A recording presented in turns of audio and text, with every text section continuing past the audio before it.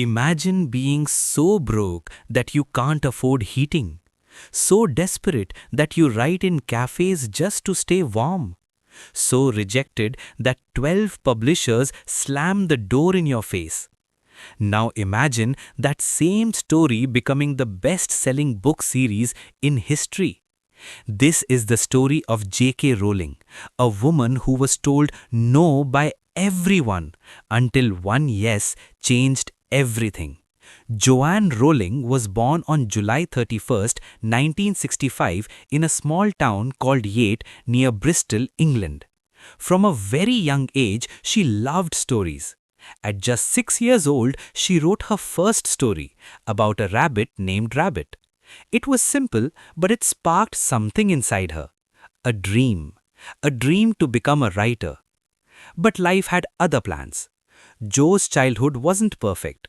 Her mother was diagnosed with multiple sclerosis when Jo was just 15.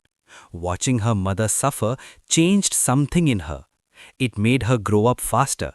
It made her understand pain, loss, and fear. After school, she went to the University of Exeter and studied French. She wasn't sure what she wanted to do with her life, but she knew one thing: she wanted to write. But that dream felt distant, unrealistic. So like many young people, she took a safe job.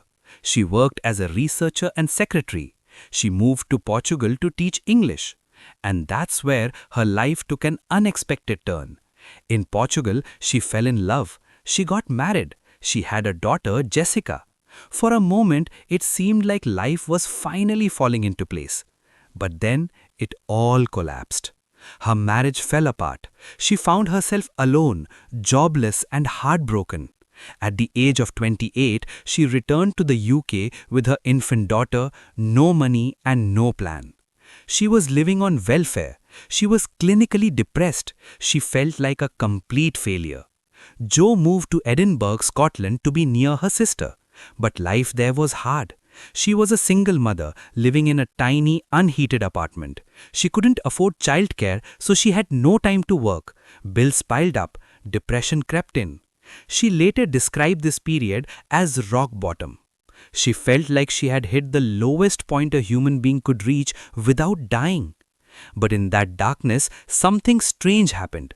She started writing. Not because she thought it would make her rich, not because she thought it would change her life, but because it was the only thing that gave her hope. The idea for Harry Potter had come to her years earlier on a delayed train from Manchester to London in 1990.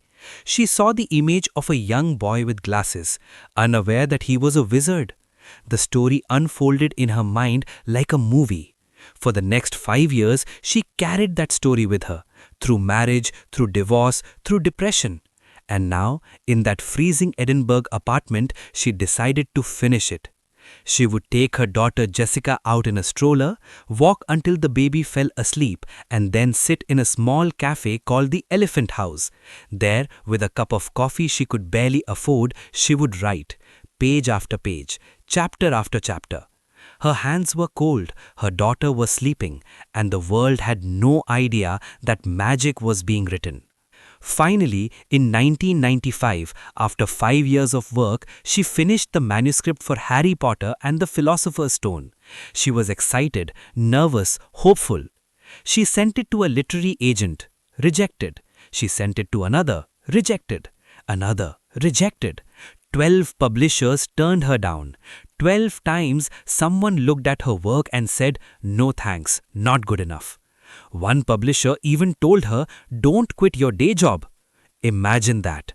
You pour your heart into something. You write it while freezing, while broke, while barely surviving, and the world tells you it's not worth it. Most people would have given up, but Jo didn't. Finally, a small publishing house called Bloomsbury agreed to take a chance on her. But even they weren't confident. The editor's 8-year-old daughter read the first chapter and loved it. That's what convinced them. But Bloomsbury gave Jo a warning. You'll never make money writing children's books. They printed only 1,000 copies. They even told her to use initials instead of her full name because boys wouldn't read a book written by a woman. So Joanne Rowling became J.K. Rowling. The book was released in June 1997. And then something magical happened. Kids loved it, parents loved it, teachers loved it. Word spread like wildfire. Within months, Harry Potter wasn't just a book, it was a phenomenon. The second book came out, then the third, then the fourth. By the time Harry Potter and the Goblet of Fire was released, people were lining up at midnight to buy it. Hollywood came calling. The movies became global blockbusters. Harry Potter merchandise filled stores. Theme parks opened.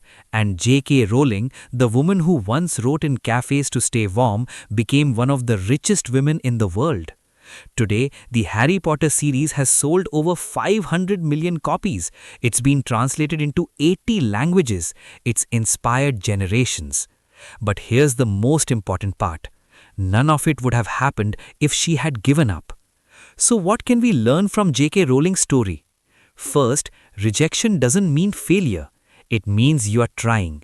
12 publishers said no, but it only took one yes to change everything. Second, your darkest moments can birth your greatest work. Jo wrote Harry Potter during the worst time of her life. She turned pain into magic. Third, believe in yourself even when no one else does. Everyone told her she wouldn't make it, but she kept going. And finally, your story isn't over until you decide it is. At 28, broke and depressed, Jo could have given up, but she didn't. And because of that, millions of people around the world found hope, magic, and inspiration. So if you're struggling right now, remember this. The world said no to J.K. Rowling 12 times, but she only needed one yes. And so do you.